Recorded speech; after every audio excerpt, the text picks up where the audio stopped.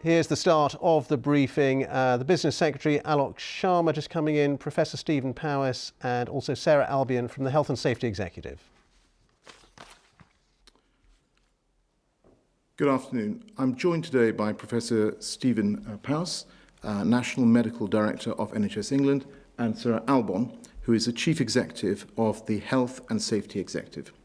First, I want to update you on the latest data on the coronavirus response. 2,007,146 tests for coronavirus have now been carried out in the UK, including 85,293 tests carried out yesterday. 226,463 people have tested positive. That's an increase of 3,403 cases since yesterday. 11,605 people are currently in hospital with coronavirus, up from 11,465 the previous day. And sadly, of those tested positive for coronavirus across all settings, 32,692 have now died. That's an increase of 627 fatalities since yesterday. This is, of course, devastating news for families across the United Kingdom. And we all need to stay alert and control the virus. I just want to remind people of the details of the next phase of our fight against coronavirus that we set out this week. We turn to the first slide. In order to monitor our progress, we are establishing a new COVID alert level system with 5 levels, each relating to the threat, to the level of threat posed by the virus. The alert level will be based primarily on the R value and the number of coronavirus cases. And in turn, that alert level will determine the level of social distancing measures in place. The lower the level, the fewer the measures. The higher the level, the stricter the measures. The social distancing measures remain critical in our efforts to control the virus. Throughout the period of lockdown, which started on March the 23rd, we have been at level 4, meaning a COVID-19 epidemic is in general circulation and transmission is high or rising exponentially. But thanks to the hard work and sacrifices of the British people in this lockdown, you have helped to bring the R level down, and we are now in a position to begin moving to level 3 in careful steps. As you'll see on the next slide, we have set out the first of 3 steps we will take to carefully modify the measures, gradually ease the lockdown, and begin to allow people to return to their way of life, but crucially, whilst avoiding what would be a disastrous second peak that overwhelms the NHS. After each step, we will closely monitor the impact of that step on the R and the number of infections, and all the available data, and we will only take the next step when we are satisfied that it is safe to do so. Step 1, from this week, those who cannot work from home should now speak to their employer about going back to work.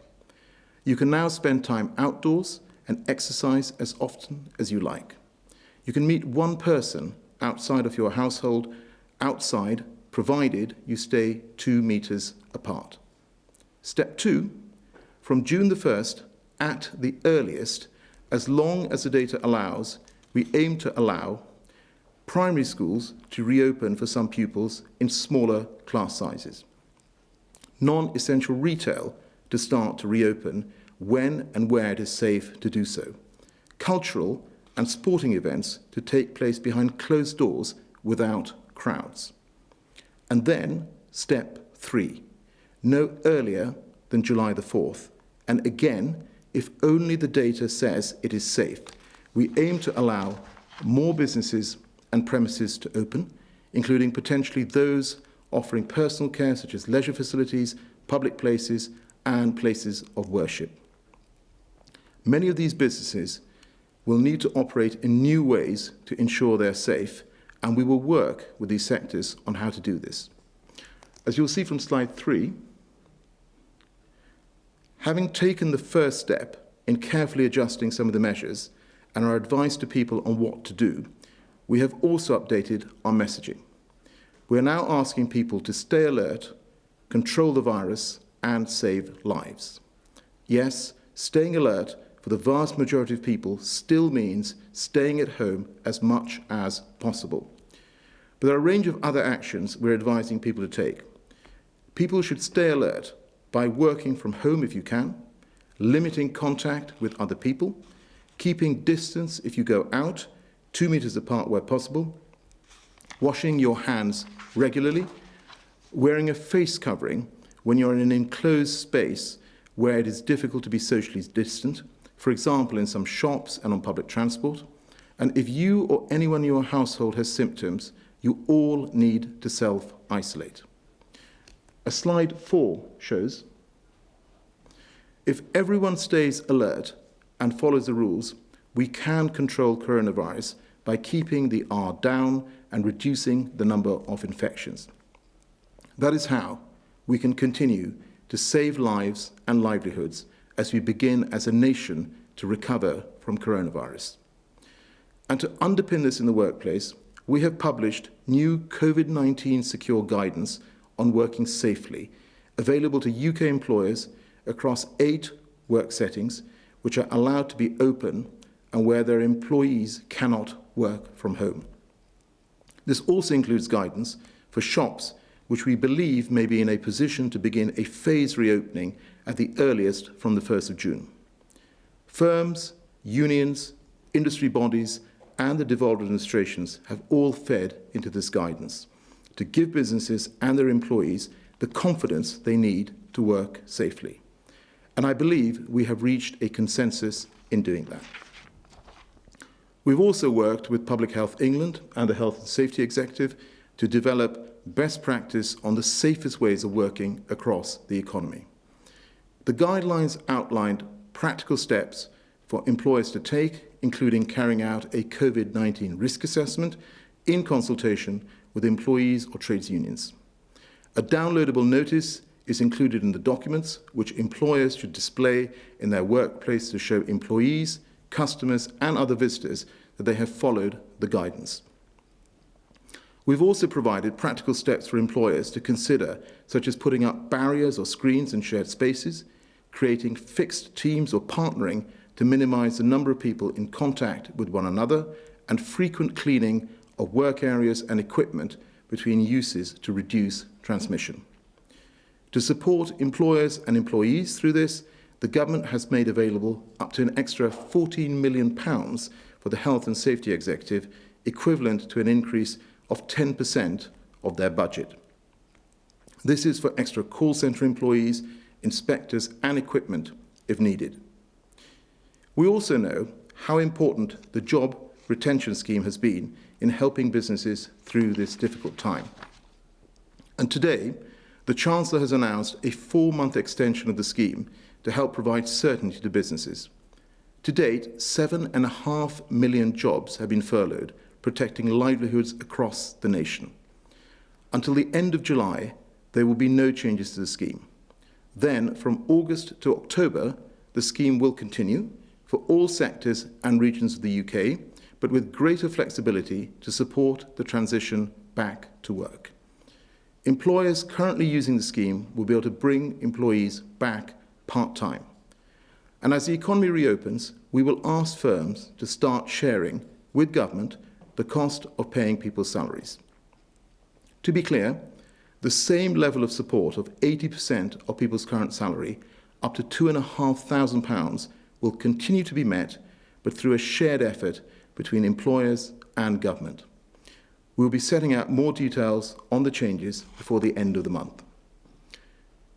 Throughout this pandemic, I have been struck by the way people have looked out for one another. These measures are produced in that spirit. So to employers, I say, use this support and guidance to know you're doing the right thing and work with your unions and workers to keep each other safe. And to workers, I say, we are looking out for you.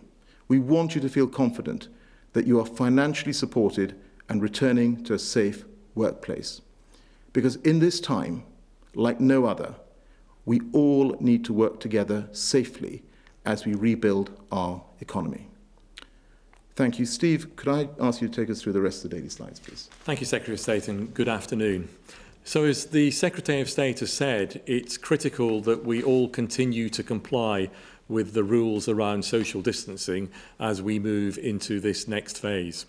The benefits of doing that have been clear and are shown in the data slides, which I'm going to present this afternoon, in an updated format to the format that you have previously seen. So the first slide looks at social distancing and how compliance with those social distancing rules has been undertaken by the public. The chart, which is data from the Department of Transport, shows data reflecting the use of transport, both public transport and private motor vehicles. And as you can see, as you have seen before, we are still seeing reduced levels of usage, particularly of public transport. In the chart, in the slide also is some data from the Office for National Statistics Opinions and Lifestyle Survey. This survey taken in this data from the latter half of April, showing, for instance, that 44% of employed adults are working from home, compared to 12% last year. 82% of adults only left their home for permitted reasons, if at all.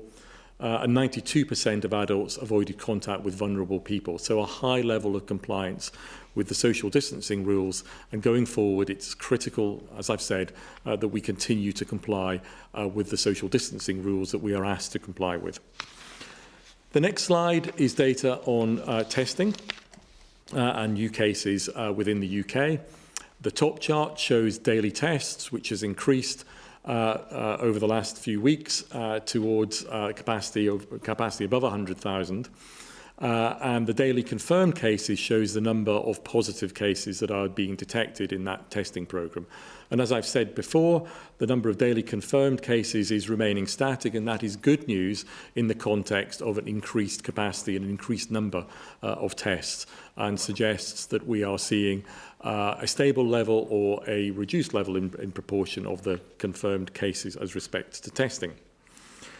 The next slide shows data on deaths. Of course, every death is a great tragedy, and my heart goes out to the friends and family and loved ones of those who've died.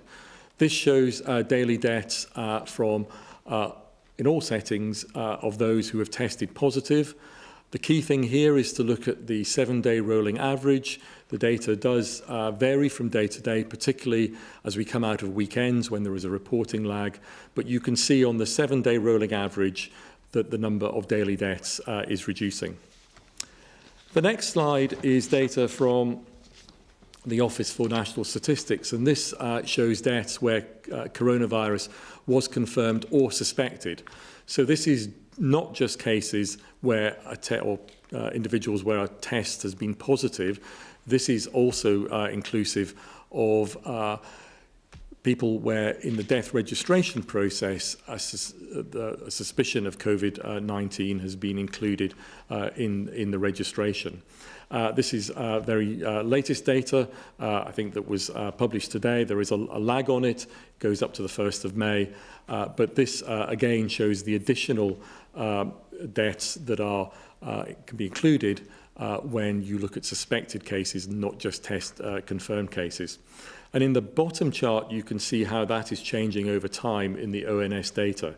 And you can see that in the settings of hospitals in particular, and now in care homes, we are seeing a reduced number of deaths, a falling number of deaths that are either confirmed by positive testing or suspected and noted in the death certificate.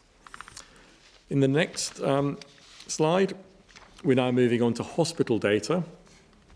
So this is data in the top chart from NHS England and in the bottom chart from all 4 nations. And this is showing the estimated admissions with coronavirus into English hospitals.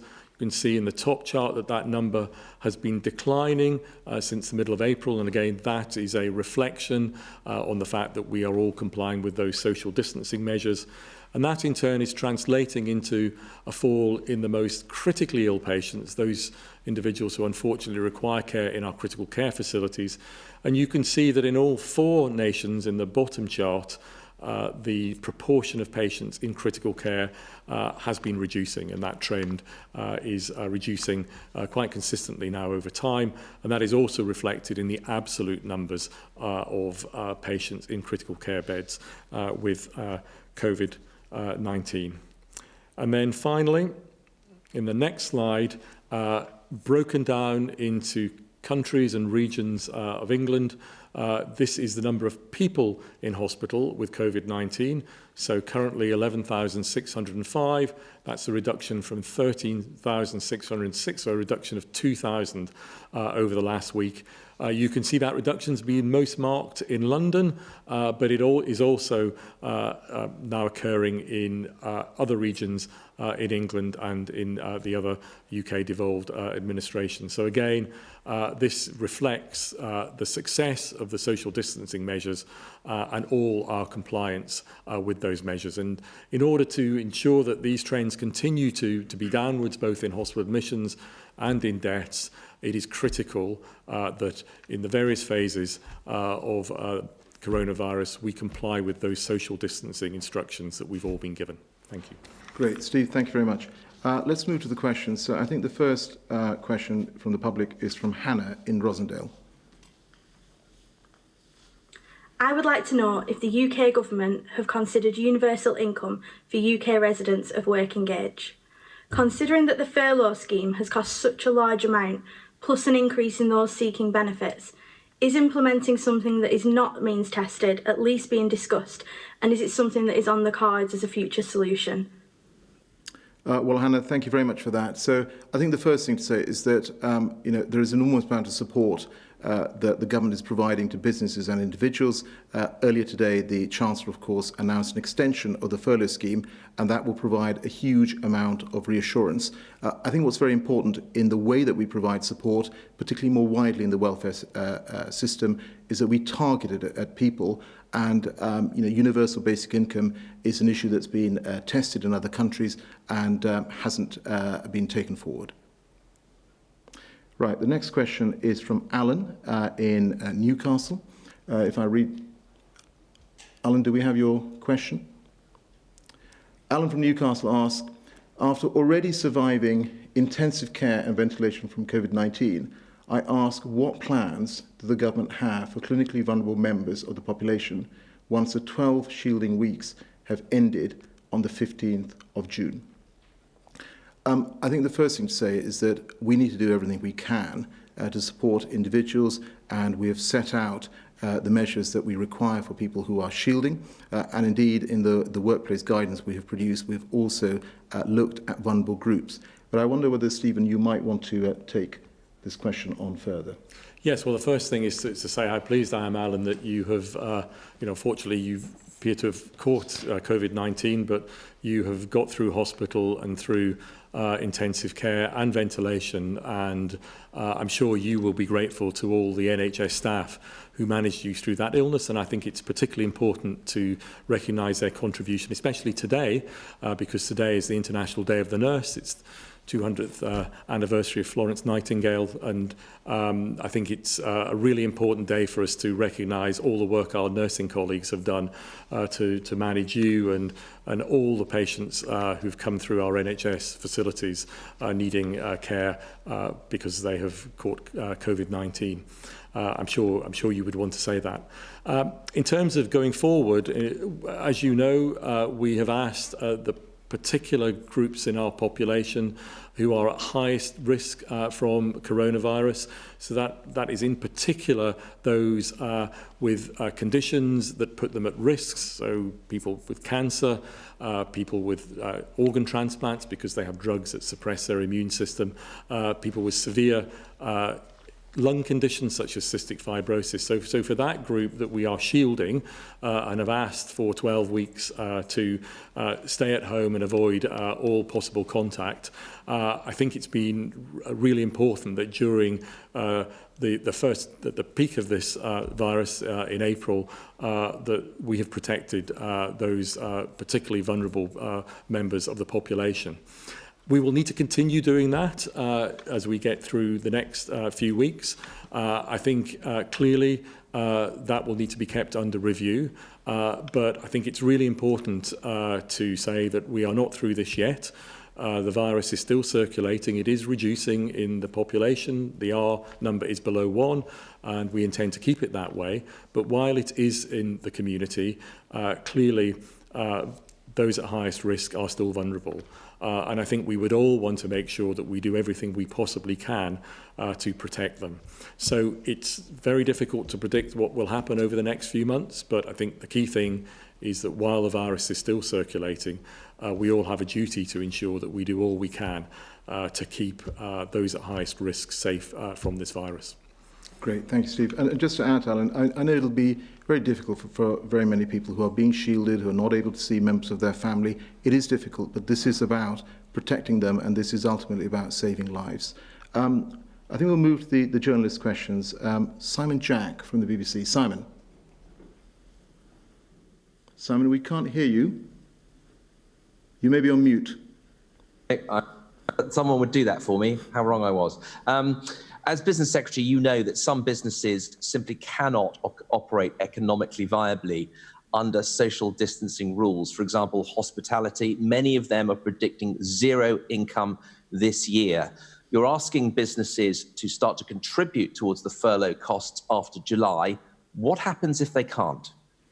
So, Simon, what I would say is that, firstly, I think the furlough scheme extension has been really welcomed by businesses, by employer organisations, by trade unions, and I think that's right. And it's given people reassurance that actually they're going to be secure financially. And I'd just say that it will have been 8 months from March until October where we provided that security, and that's been absolutely the right thing to do. The Chancellor said that he will set out more details later in the month on this issue, but I think for now, what businesses will be very pleased with is that they've got certainty, which is something that I know they've been looking for, and certainly all the conversations I've had, I know that they have welcomed this change. Would you like a follow-up? Yes, just quickly. It's an enormous intervention, probably the largest single intervention the government has engaged in. You're paying the wages of over 7 million people. The government's conceded that not every job can be saved, and that's true of these 7.5 million jobs here. Do you acknowledge that there are hundreds of thousands, potentially over 1 million people who are effectively now unemployed but just don't realise it yet? Well, I think it will depend on the support they're providing overall and how quickly we can come out of this particular situation. The reality is the reason we have provided this support, and so we're talking about the grant schemes that have been operating, almost £9 billion, over £9 billion now paid out, the support that's provided through the bounce back loans, through the other extensions and loans that have been put in place. The reason we have done all of that is precisely so we can keep people in roles in their workplace so that when we come out the other side, we're able to bounce back. Of course, as the Chancellor has also acknowledged, we're not going to be able to protect every single job, but I think by any international comparison, the fact that we're supporting 7.5 million people through the furlough scheme should be something that should be universally welcomed. Thank you, Jack. Simon. Right, I think we move to Paul Brandt, ITV. Paul. Yeah, thank you. Business Secretary, I want to ask you about care homes, most of which you'll be aware are businesses and therefore do actually fall under your remit. They're telling us tonight that many of them are on the brink of closure. In fact, one is closing its doors this evening because of the financial pressures of Covid-19.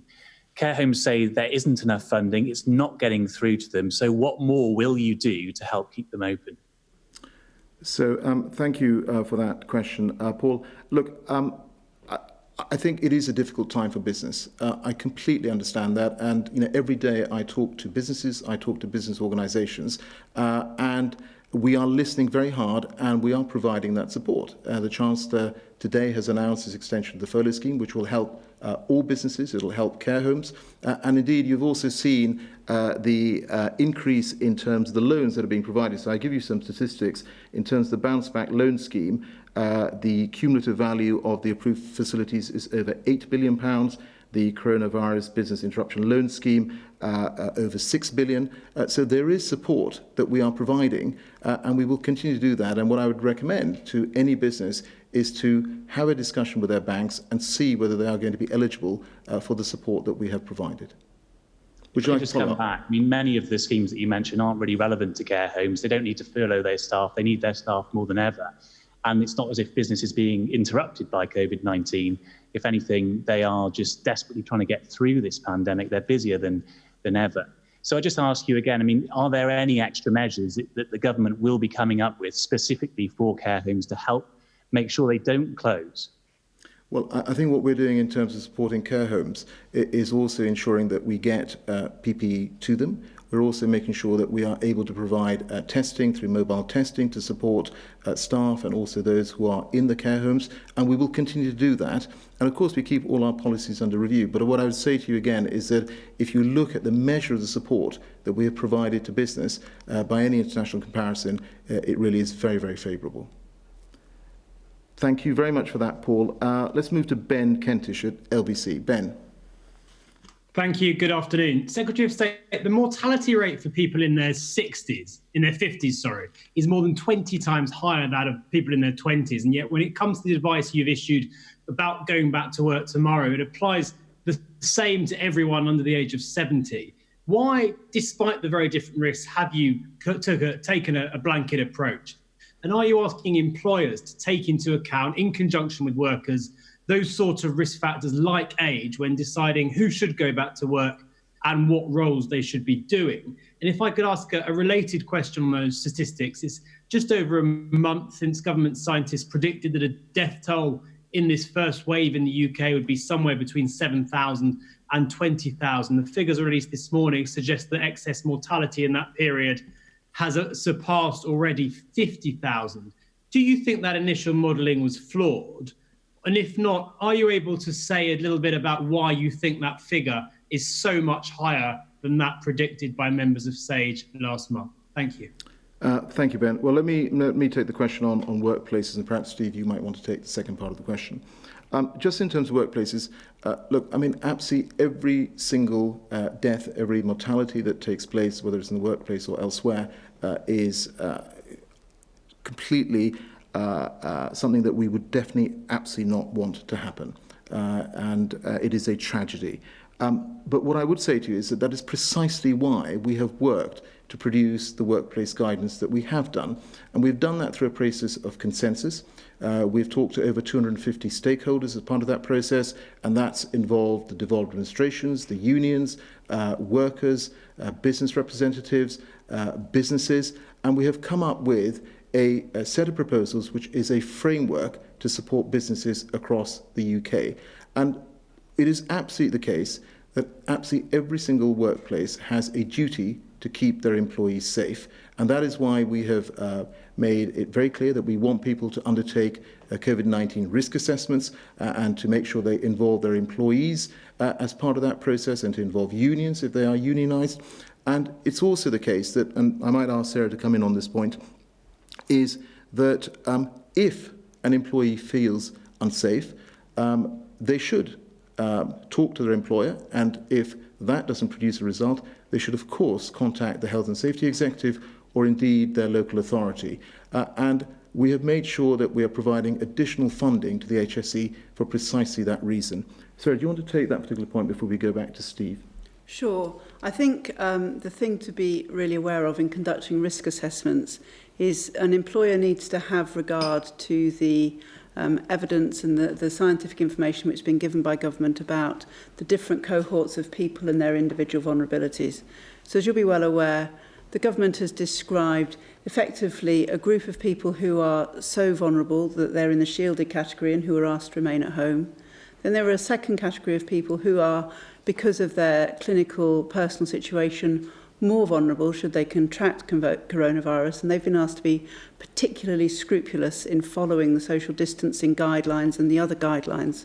And in conducting a risk assessment, an employer needs to have regard to those things, and also then to trying to ensure that those employees that it has who are in the more vulnerable category but who are still working are facilitated to be particularly scrupulous in following all of those guidelines, and that should form part of their risk assessment. Clearly, things about different cohorts of people who have different vulnerabilities is under constant review by SAGE and the other scientific advisors, and in the event that a different group is discovered to be more vulnerable and those recommendations change, then we would expect employers to keep that risk assessment up to date and to make appropriate arrangements for their employees. Great, thank you for that, Sarah. Steve, do you want to take the second part of the question? Thank you, Ben. So on the question of age, as you rightly have pointed out, the severity of the way this virus affects people does increase with age, including, unfortunately, the risk of death. In fact, it increases through all ages, and it's at its very highest in our most elderly members of the population in their 80s and 90s. But I think it's important to say that it's not just age. There are other risk factors as well, including existing medical conditions, obesity, you will have heard us talk about too, and unfortunately ethnicity, which again we are looking into. So I think it's not a single risk factor, as is often the case. It's looking at those risk factors in the round, and of course that's exactly the reason that we have asked the most vulnerable, the highest risk members of our population to shield, as I described in response to Alan's question from Newcastle. So I don't think it's sensible just to simply look at a single risk factor. It's important to look at the range of risk factors. And on the question around the predicted number of deaths, in fact, the original reasonable worst-case scenario that was produced by SAGE predicted around 500,000 deaths, so a very large number of deaths that were likely to occur if no action was taken to try and control the spread of the virus. So the fact that the social distancing measures were introduced in March has meant that the peak that we saw in April is many, many thousands of deaths below that original reasonable worst-case scenario. And I think that shows how effective those measures have been. And clearly going forward, what's important is that the measures that are put in place avoid that second peak. That was one of the 5 tests, of course, the government has set. And it's by keeping the R number, as you know, below 1, that drives down the rate of new infections in the population, and that in turn drives down the number of hospital admissions and deaths. But it was a very large number of deaths, 500,000, that was originally modelled in the original reasonable worst-case scenario. Great, thank you for that, Steve. Let's move to Nigel Morris at the I. Nigel. Good afternoon. Business Secretary, you say to Britain's workers that we're looking out for you. So could you help me with the scenario of an unscrupulous employer dragging staff back to work before their workplaces are truly safe for them? Under those circumstances, do workers have the right to and receive some support in terms of wage subsidies from the government? And I've also got a question for Professor Powis. NHS guidelines, which were set out last month, relating to relatives being there at the death of a loved one, are pretty vague. Basically, it's left to individual trusts to decide. Shouldn't this area be revisited to give close relatives the guaranteed chance to say goodbye to their loved ones under these circumstances? Great. Nigel, thank you very much for that. Look, I mean, employers, as I've said, have a duty to keep their employees safe in the workplace. That is absolutely enshrined in law. And of course, if somebody feels that their workplace is not safe, they have to take that up with their employer. And of course, if they don't feel that they are getting any traction there, they absolutely should get in touch with the Health and Safety Executive or the local authority. And indeed, in the guidance that we have produced, we have set out how they can get in touch with the HSE, either by email or indeed by phone. And the HSE will absolutely take action. I'll ask Sarah if she wants to comment further, but that will include spot checks on employers as well. But what I would say to you is that I have obviously been conducting a lot of discussions in the preparation of this guidance. And what has struck me particularly is for the very many employers that are still open, where they have people coming into the workplace, they have worked incredibly collaboratively with trade unions, with employees, to keep their employees safe. And I think, it will be a very, very small number of workplaces where people may feel like that. But of course, if they do, they can follow through and action will be taken. Sarah. So, as you say, Secretary of State, I think it's important that employees do try to solve things with their employer if they possibly can, but we absolutely recognise that there will be some employers who don't do the right thing or don't know what the right thing to do is. And there, we absolutely are there if people want to contact us and to make a complaint. People have, of course, been contacting us already because many businesses have been working throughout this period of lockdown. And actually, our experience so far is that it's rather more that employers haven't understood the right thing to do than that they're deliberately trying to do the wrong thing. And in the vast majority of cases, when our inspectors have got involved, employers have been only too willing to do the right thing. And we've been following up every time an employer has told us they've made changes and they've made an improvement to the workplace, not only with the employer to ask them to show us what they've done, but with the original complainant to check that they are now satisfied that their employer has done the right thing. And in the absolute vast majority of those cases, employers have made the right decision, have done the right thing to the satisfaction of their employees. There are a small number of cases where we're continuing to pursue that further, and we will certainly take enforcement action if that's required. Great, thank you, Sarah. Steve, second part of the question. So thank you, Nigel. So I know just how hard and heartbreaking it is for relatives who have not been able to be with their loved ones at the time of death. I can't imagine how hard that is. And as you rightly said, we issued guidance a number of weeks ago as we were going into this epidemic to restrict visitors to hospitals. And I think it was important that was done because it's really important that we protect everybody from this infection, particularly as more and more people were coming into hospital. Of course, it's right that local organisations have done some discretion in certain circumstances. We can't produce guidance that fits all circumstances and all situations, and even within a hospital there will be areas which are harder to allow people into than other areas. I'm sure that guidance will evolve over time as we come out from the peak and we get into lower rates of infection within hospitals.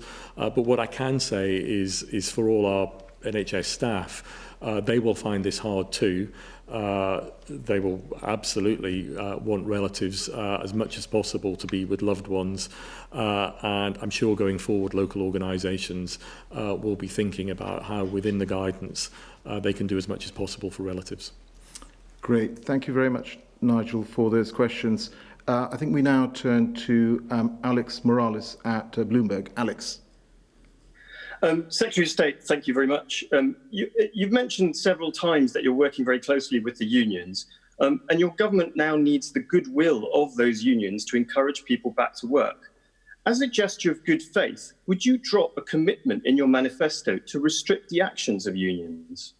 And a second question for Sarah Albon, if I may. You mentioned enforcement on employers. What penalties are at your disposal if employers don't comply with the requirement to carry out a risk assessment and don't make their workplaces safe? Great. Alex, thank you for that. What we're focused on right now is working collaboratively across the piece, whether it's with unions or indeed employers or employees, to provide the support that families need in this country, that businesses need, so they can be in a position where they can bounce back once we get back to normality. And that work will continue. As I said, in terms of my interactions with the unions, I have a regular dialogue, and you've seen the response that they've provided both to the workplace guidance and indeed to the job retention scheme. And this is a collaborative effort, and we will continue to take this as a collaborative effort. And as we look to produce safer working guidance for other workplaces which are not currently open, my commitment is very clear, is that I want to continue to work with all parties, and that absolutely includes the unions as well. Steve? I don't think I've got anything to add on that. Please. Do you want me to come on the second question? Please. So there's a range of different penalties that are capable of being taken. So the inspectors can require businesses to do certain things, enforcement notices, so requiring them to take particular kinds of action. In the most extreme circumstances, if there is a risk of serious injury to an individual employee, they can issue a notice which prohibits certain activities from taking place. And breach of those kind of enforcement notices is essentially a criminal offence, and we can prosecute people who fail to do the right thing. Alex, thank you very much. So you had to come back? Follow up, please. Yeah, sure. Secretary of State, does the manifesto pledge to crack down on the powers of the unions stay in place? Well, Alex, as I said, what I'm focused on right now is making sure that we get through this particular pandemic, to make sure we provide the support and work collaboratively. And frankly, that is across the piece. All colleagues in government are doing that. The Prime Minister, the First Secretary, absolutely everyone is focused on working together. And let me give that commitment. I will certainly continue to be doing that with the trade unions. Thank you very much. So I think the final question is from Matthew Lodge at the Lincolnshire Live and Lincolnshire Echo. Matthew. Thank you, Secretary of State. The loosening of lockdown restrictions allows people to drive to other areas for outdoor activities and to sunbathe on the beach. A number of people from the Lincolnshire coast have told us they are worried about this new guidance and that it will lead to an influx of visitors, exposing them to a greater risk of infection. But they will also see minimal economic benefit of this, as hospitality and tourist accommodation businesses will largely remain closed. So firstly, what is the panel's message to people who do plan to travel to our coastal areas, and to the residents of those areas who fear they will be exposed to greater risk? And secondly, can the panel give any clearer indication on when hospitality businesses in tourist areas might be able to reopen, and whether there'll be any additional support provided to them, whether this be before the lockdown is over or after they're back up and running? Great, Matthew. Thank you very much for that question. And of course, I think as the Prime Minister said, we are taking baby steps rather than giant strides in terms of the way we go forward. We're being cautious. But of course, what we have said to people is that they're able to now travel. But we've also made very clear that this is not about going and staying somewhere overnight. And we've also been very clear about how they should interact with people outside their household as well. What I would say in terms of the hospitality sector, look, I know this is actually very, very difficult for hospitality, leisure, parts of the retail sector. This is really very, very difficult. And that's why one of the first things that we did was to ensure that we provided a one-year rates holiday. We've also made sure that we're providing support through grants. Almost over £9 billion of grant support has gone out to small businesses. And of course, we will continue to do and have a look and see how we can support businesses. But you have to look at the full measure of interventions that we have put in place. And as I say once again, by international comparisons, that is incredibly favourable. In terms of when we open hospitality businesses, which I think is the point you were making, I think what we all understand is that we absolutely want to avoid a second peak. People across our country, in Lincolnshire, across our country, have worked incredibly hard to make sure that we've managed to suppress the R factor. And that is so vital. And I think people do understand that across the country. Of course, it is very difficult for businesses, very difficult for individuals, but people do recognise that we need to continue to do that. And I'm confident that people will do that. And if we're able to do that, then of course we'll move to a phase where we're able to open some of those businesses. But I think the worst possible thing for business would be, right now in terms of confidence, in terms of future openings, is we allowed the R factor to rise, and as a result of that, we had a second peak. So I'd just say in conclusion is that we know that it is difficult, but that is why we're providing the support. That is why the Chancellor has put forward the support that he has done. And of course, I will continue to talk to businesses in the hospitality and leisure sector as we go forward. and see whether we can try and provide and make sure that they're getting that right level of support in terms of schemes that we have in place already. I don't know, Steve, whether you wanted to mention the R factor and the science behind this. Well, simply as I've said before, that in all parts of the country, it's important that compliance with social distancing rules, whatever phase we're in, is complied with in order to ensure that the transmission rate is kept low and the rate of infection is declining and not rising. Because if it does rise above 1 for a sustained period of time, it will put pressure on health services. I know the health services in Lincolnshire, and I know the particular challenges of health services in a predominantly rural and very spread out community. I visited Pilgrim Hospital in Boston not so very long ago, and I taught staff there. I know under normal circumstances the particular challenges they have in healthcare. So I think it is absolutely critical that we keep this virus under control. And finally, to pay tribute to all the health and care staff in Lincolnshire, who I know have been doing a magnificent job in very challenging circumstances in that particular setting of a mainly rural part of the country.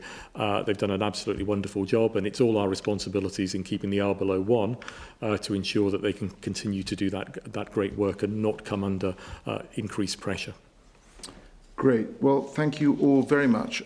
We've come to the end of this press conference. And can I just reiterate once again, thank you for everything that the British public is doing to make sure that we suppress this virus. And the key message going forward is stay alert, control the virus, save lives. Thank you. So there we are, that latest daily briefing from Downing Street coming to an end. Let's just take a look for you at the key points, that briefing led by the Business Secretary Alok Sharma.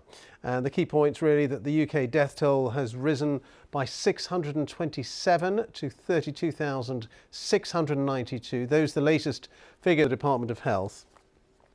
Now, Alok Sharma also said that England would be able to move towards level 3 of the new alert system in careful steps, referring there to measures announced by the Prime Minister on Sunday. The government confirmed that it has once more failed to hit its daily target for 100,000 Covid-19 tests. A total of 85,293 tests were carried out yesterday.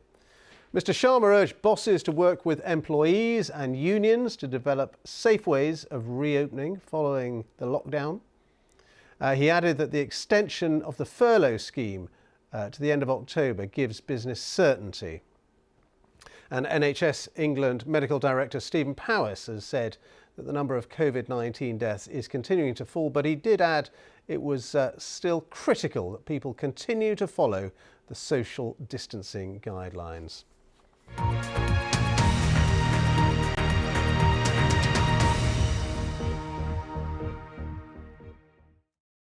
See the headlines as they happen and watch BBC News live in the app and get the full story with bbc.co.uk/news. Follow the story for all the latest with BBC News.